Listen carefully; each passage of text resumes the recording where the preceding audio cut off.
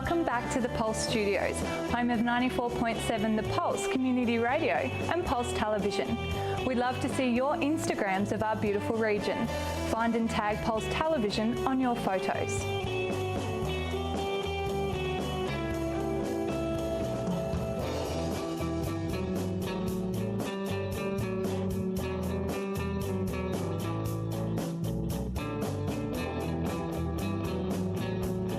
Veteran Bob Appleton is 91 and still works at the Pulse Studios. Here's Bethany with his incredible story. I'm Bethany Keats. I'm here at the 94.7 The Pulse Studios in downtown Geelong. We're going to meet a fascinating man. His name is Bob Appleton. He served with the British Navy in World War II on the HMS Tempest as a leading telegraphist. He's been serving at the Pulse now for the last 25 years, working in the production studios and providing much needed help to the volunteers around the studios. Bob, how did you come to serve on the HMS Tempest? I joined the Navy when I was 18 years of age, and that was at the start of the war, and was drafted into the submarine service. I served on 2 submarines before Tempest, and the Tempest was the sad one, sadly, because that happened to run into a bit of trouble in the Mediterranean, where we were spotted on the surface at night when we were charging our batteries, and the enemy ship, which was an Italian destroyer, promptly latched onto us with ASDICs, and ASDICs is a pretty tight sort of a hook on a submarine. You can't get rid of it. They promptly started depth charging. The depth charging went for about 5-6 hours, so we got a real pasting.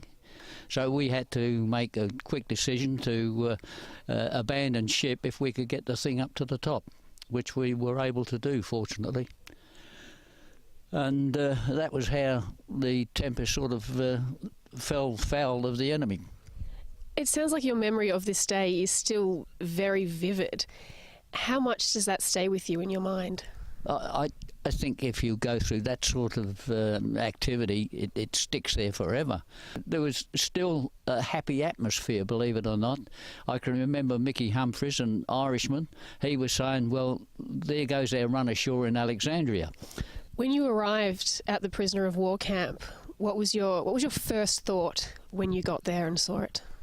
Well, it was a long process. We were first taken to the Italian naval base, where we were looked after by the Italian Navy, and when they handed us over to the army, then the bottom fell out of everything, because the Nazi SS sort of took command of interrogations and all those sort of things, so the entry into prisoner of war life wasn't very healthy.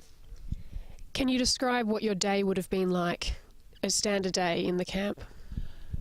Well, when we reached a permanent camp, the standard day was wake about 6 to get breakfast, which happened to be a cup of ersatz coffee. Tried all sorts of things till lunchtime, which was a small bread roll and about a square inch of cheese. Then to the main meal of the day, the evening meal, which was a very watery bowl of macaroni. Not a very good diet, was it? Not quite. Now, when it came to your release, tell me about that day when you knew that you were going to leave the watery macaroni. Well, the day came when the commandant of the camp, Kane Mim, called us all together and said, "You'll be pleased to know you're all going home." Of course, we were all very excited, but families at home got the impression that we were possibly very badly injured, had a leg off, an arm off or something. Otherwise, we would have still been kept in the prisoner of war camp. And they were pleasantly surprised to find we were quite fit and healthy to a certain extent. Well, you're still fit and healthy. At 91 years old, you are doing very well, I must say, and thank you for joining us here today. Well, thank you very much for having me here. I'm Bethany Keats for Pulse Television. Back to you in the studio. Thanks, Bethany. Now here's Jazz, the girl with the green thumb at the Torquay Community Garden. And we're down here at the Danawa Community Gardens in Torquay, and I'm just about to have a chat with Perry Mills about the goings-on that's happening in this community garden. Tell us about this space. How long has it been around? Okay, well, we've just celebrated our 10th year in Torquay. The garden was started in 2003. The idea originally starting with the Spring Creek Neighbourhood House. Laura and Max there thought that it would be good to have a community garden as a place to extend the workshops and the educational role that they have at the community house. So for a couple of years, the idea rattled around in the community, and then we found this spot here, which is perfect for us, right in the centre of Torquay in Spring Creek Reserve. It certainly is. And so what does the garden bring for the community?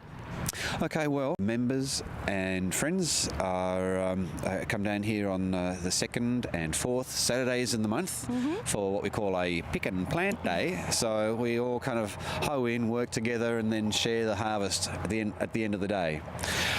So it's a source of organic food for a number of families. We actually support quite a few families. We've got 50 members. The space that you see behind us, we're going to be converting into community garden plots, because we found that way people can come down at any time and do their gardening and do what they need to do. So they'll have quite a generous space down here, and we just launched that yesterday, and we've already got people signing up, so it's going to be great.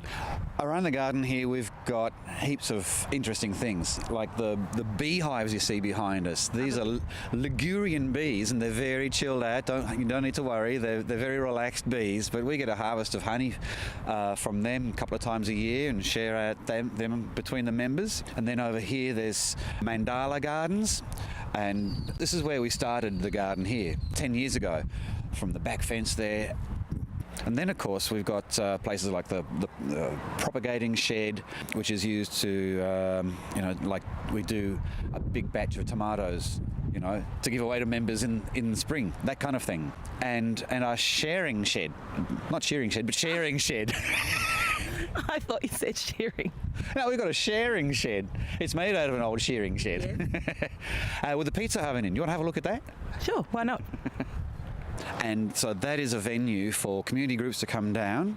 They can use it for their meetings or workshops and that kind of thing. So if people want to get involved with the Danawa Community Garden, Perry, how can they do that? Well, they could drop us an email at danawacommunitygarden@gmail.com and let us know. You can actually Google it. We've got a bit of a web page there, and with some information on that web page.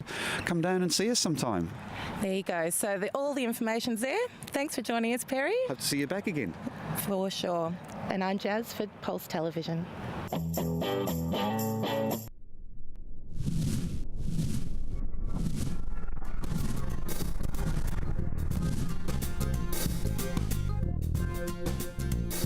I present the Serbian Youth Show. I present the Lithuanian program. Kia ora whanau, the Māori radio show here on Pulse. Volunteering in community radio is a great way to find your voice in the media. I've been working at the community station for about 2 years. Roughly about 20 years. Only about 2 years actually.